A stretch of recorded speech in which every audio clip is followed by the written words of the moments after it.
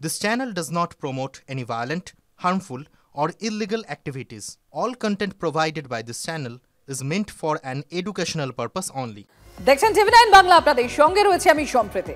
ভোটমুখী বিহারে ভোটার তালিকা সংশোধনের ফলে বাদ যেতে পারে কয়েক কোটি ভোটারের নাম। আশঙ্কা প্রকাশ করে বা সুপ্রিম কোর্টে মামলা অ্যাসোসিয়েশন ফর ডেমোক্রেটিক রিফর্মসের। শান্ত রয়েছেন আমাদের সঙ্গে। শান্ত, কি জানা যাচ্ছে এখনো পর্যন্ত, কি situation? UEM Jaipur is a perfect target for prospective students aspiring for good jobs, good education with future-ready skills. দেখো, বিহারে ভোটের আগে নির্বাচন কমিশন যে সিদ্ধান্ত নিয়েছে তাতে কিন্তু কয়েক কোটি সাধারণ মানুষ যারা বিহারের বাসিন্দা, যারা গত ভোটেও ভোট দিয়েছে, তারা নিজেদের ভোটাধিকার হারাতে পারে। এই আশঙ্কা কিন্তু অন্যান্য যারা রাজনৈতিক দল সেগুলো করে এসেছে। এবার খোদ association of Democratic right, ADR যে এনজিও, তাদের তরফে কিন্তু সরাসরি মামলা করা হয়েছে। তাদের আইনজীবী প্রশান্ত ভূষণ যেটা জানিয়েছেন যে আর্টিকেল 32 অনুযায়ী এই মামলা দায়ের করা হয়েছে, কারণ যে ধরনের বিশেষ সংশোধনের সিদ্ধান্ত নিয়েছে তাতে কিন্তু অনেকে ভোটাধিকার হারাতে পারে, যা সংবিধান বিরোধী, এবং এটা সম্পূর্ণ পরিকল্পনা নিয়েই কেন্দ্রীয় সরকার করছে বলে এই এনজিওর তরফে দাবি করা হয়েছে। ইতিমধ্যে মামলা দায়ের করা হয়েছে। মামলা দায়েরে মূলত দাবি হচ্ছে নির্বাচন কমিশনের এই সিদ্ধান্তকে খারিজ করে দেওয়া এবং যাতে প্রত্যেকে ভোট দিতে পারে তার ব্যবস্থা করা। যদিও এখনো পর্যন্ত এই মামলার শুনানি দুদিনের মধ্যে হতে চলেছে, তবে নির্বাচন কমিশন কিন্তু নিজেদের সিদ্ধান্তে অনড়। যেভাবে ভুয়ো ভোটার এবং যে ভোটারগুলো নেই, যে দীর্ঘদিন ভোট দেয় না, তাদের সেই ভোটাধিকার কোনোভাবে থাকতে পারবে না, এটা কিন্তু নির্বাচন কমিশন নির্দিষ্ট করে জানিয়ে দিয়েছে। স্বাভাবিকভাবেই সবকিছু মিলে জটিলতা তৈরি হলো বিহার ইলেকশনের মুখে। আর শান্ত, এখানে একটু জানতে চাইবো, এই যে ভোটার তালিকা সংশোধন, সেটা নিয়ে বিহারের ভোটের প্রাক্কালে ইতিমধ্যেই কিন্তু বিভিন্ন রাজনৈতিক দল তারা সরব হয়েছে। একদমই। দেখো, পশ্চিমবঙ্গের যে শাসক দল তৃণমূল কংগ্রেস, তারা কিন্তু নির্বাচন কমিশনেও গিয়েছে। তারা তাদের 4টে হেভিওয়েট মন্ত্রী সহ সাংসদরা তারা নির্বাচন কমিশনেও গিয়েছে। অন্যান্য দলও কিন্তু তারা নির্বাচন কমিশনে গিয়েছে। তারা বিহার যে মডেলটাকে ইউজ করছে নির্বাচন কমিশন, সেই মডেল কিন্তু আগামী দিন অন্যান্য রাজ্য হতে পারে, এই আশঙ্কা করছে বিভিন্ন রাজ্যের শাসক দলগুলি। আর এইখান থেকেই কিন্তু তারা মনোনীত করছে যে ভুয়ো ভোটার শুধু নয়, অনেক যারা বৈধ ভোটার তারাও ভোটাধিকার হারাতে পারে। সব মিলে কিন্তু জটিলতা তো থাকছেই।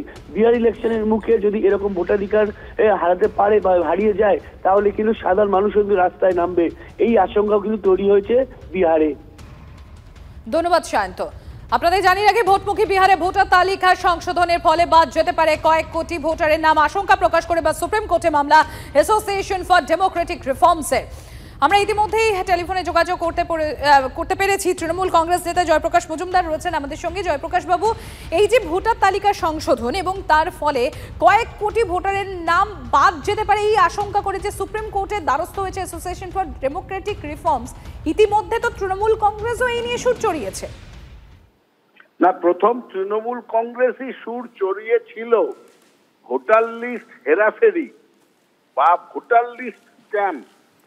এটা স্বাধীন ভারতের সব থেকে বড় গণতান্ত্রিক পদ্ধতিতে আঘাত, এবং সেটা প্রথম দিক নির্দেশ করেছিলেন যেটা হচ্ছে সেটা মমতা বন্দ্যোপাধ্যায় 27শে ফেব্রুয়ারি নেতাজি ইন্ডোর স্টেডিয়াম থেকে সব সাধারণ মানুষের চোখের উপর থেকে এই ইলেকশন কমিশন দ্বারা করা, তারাই যে এটা ক্যাম্প করেছিল নরেন্দ্র মোদী অমিত শাহর নির্দেশে, সেইটার ঢাকনা খুলে দেন মমতা বন্দ্যোপাধ্যায়। তারপর থেকেই তো আলোচনা শুরু হয়েছে মিডিয়াতে, আপনারাও দেখিয়েছেন।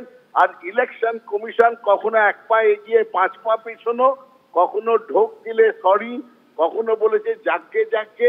কিন্তু এটা প্রমাণিত যে ইলেকশন কমিশন একটা গভীর ষড়যন্ত্রে লিপ্ত আছে কেন্দ্রীয় সরকারের বা বিজেপির নির্দেশে, যাতে ভোটার লিস্টটাকে কায়দা করে বিভিন্ন নির্বাচন তারা জিততে পারে।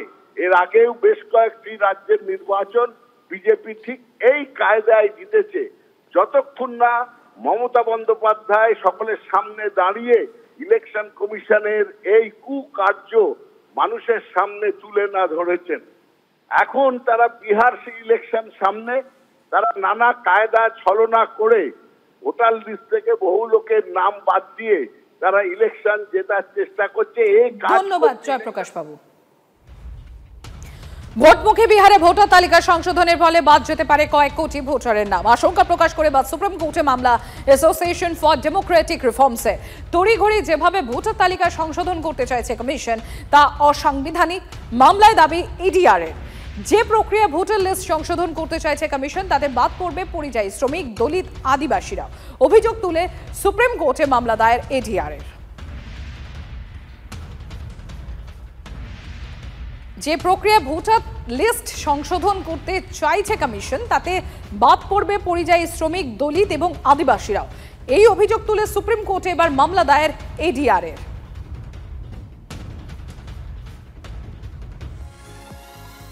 বিজেপির রাজ্য সভাপতি আপ্যায়নের সভামঞ্চে কালী ঠাকুরের একটা বড় ফটো টাঙানো ছিল, যে সে কালী নয়, একেবারে কালীঘাটের কালী, সেই বিশাল সোনার জি।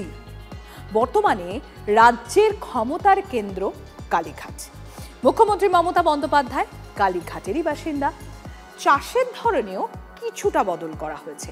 ঠিক হয়েছে ঘাসফুল চাষে জমির ক্ষতি হচ্ছে সেটা বলা হবে ঠিকই, কিন্তু তার থেকেও বেশি বলা হবে পদ্ম চাষের উপকারিতা কি।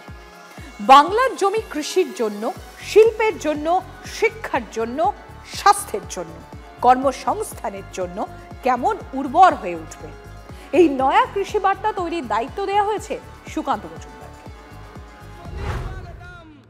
জাতীয় স্তরের নেতাদের মুখে সোনার বাংলার প্রতিশ্রুতি বাংলাভাষী বঙ্গবাসীর কানে বিশ্বাসযোগ্য ঠেকেনি। বাংলার নিজের মেয়ে মমতা বন্দ্যোপাধ্যায় লক্ষ্মীর ভাণ্ডারের প্রতি আস্থা দেখিয়েছিলেন রাজ্যবাসী। একই গঙ্গার অববাহিকায় হলেও বাংলার মাটি উত্তরপ্রদেশের থেকে আলাদা। বাংলায় বারবার ফিনিশিং লাইনের আগে আটকে গিয়ে বিজেপি সেটা বুঝতে পেরেছে। তাই 2026-এর জন্য প্ল্যানিংয়ে কিছুটা বদল আসছে।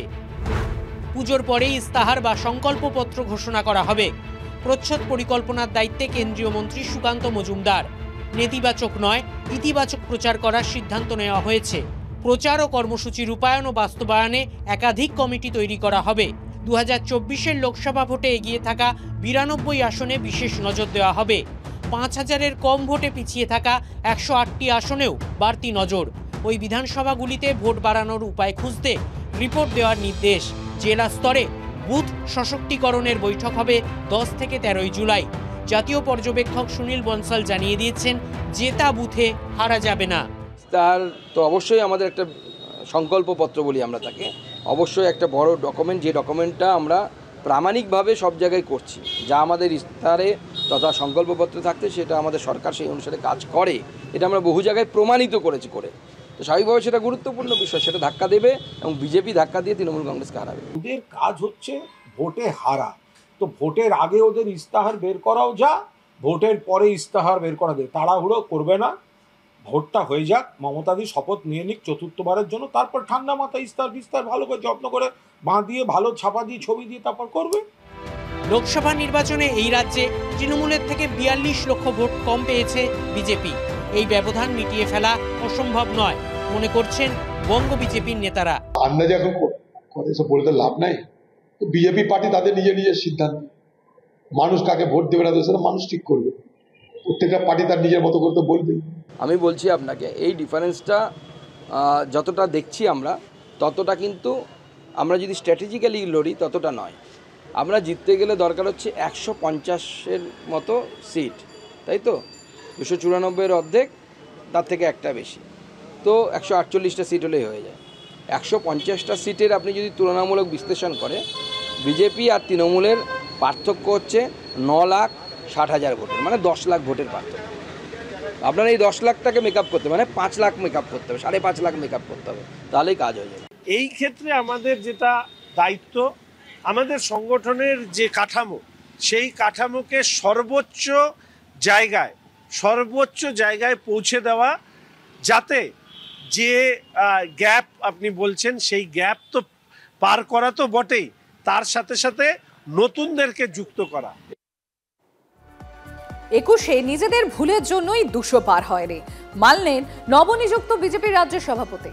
এবার সংখ্যা নয়, তৃণমূলকে হারানোই লক্ষ্য বুঝিয়ে দিলেন শ্রমিক ভট্টাচার্য। 2026-এ আমরা তো বলেছিলাম 200 পার, আমরা তো এখনো বলছি স্বাধীন ভারতের ইতিহাসে সবচেয়ে বড় ভোট স্ট্র্যাটেজিস্টের নাম হলো অমিত শাহ। তিনি বলেছিলেন 200 পার, আমাদেরই ভুলের কারণে সেটা হয়নি। আর এবার একদম পগার পার হয়ে যাবে, আর কোনো সম্ভাবনা নেই, আর গোনাগুনি নেই। দিলীপ ঘোষকে নিয়ে জল্পনা ওড়ালেন বিজেপির রাজ্য সভাপতি শ্রমিক ভট্টাচার্য। দিলীপ ঘোষকে যেখানে কাজে লাগানো দরকার সেখানে কাজে লাগাবে দল। দিলীপ ঘোষ বিজেপি ছেড়ে কোথাও যাবেন না, মন্তব্য শ্রমিক ভট্টাচার্য। দিলীপ ঘোষ ছিলেন, দিলীপ ঘোষ আছেন এবং দিলীপ ঘোষ থাকবেন। দিলীপ ঘোষের বিষয়ে যা সিদ্ধান্ত নেবার দল সিদ্ধান্ত নেবে। দিলীপ ঘোষকে যেখানে কাজে লাগানোর কথা সেখানে দিলীপ ঘোষ যাবেন। দিলীপ ঘোষ অন্য কোথাও যাবেন না, যেতে পারবেন না। যায় তো যায় কাহা। শুধু একটা কথা স্মরণ করিয়ে দিচ্ছি, দিলীপ ঘোষ কোনো সেলেবেল কমিউনিটি নয়।